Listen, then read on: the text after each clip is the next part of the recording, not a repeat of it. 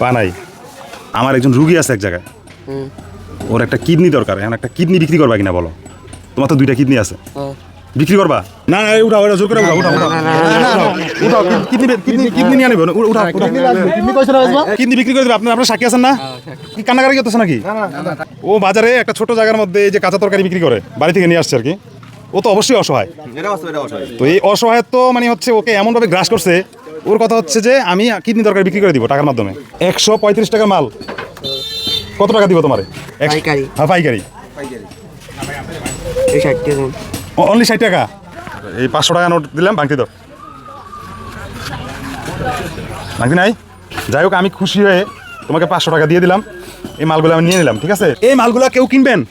কে আছেন? অল্প দামে বিক্রি করে দিব, আপনি নিয়ে নেবেন। এখানে কিন্তু মাত্র ও বলছে 60 টাকার মালামাল। আপনি কয় টাকা দিয়ে নিতে চাচ্ছেন? আলহামদুলিল্লাহ, নাও এই 100 টাকা। এই 100 টাকা, তার মানে 600 টাকা বিক্রি হলো তোমার এই মালগুলা, ঠিক আছে? আর আমি অবশ্যই কথা দিয়েছি এখানে এই বাজারের মধ্যে একটা ব্যবস্থা ইনশাল্লাহ আমি করবো, ঠিক আছে ভাই?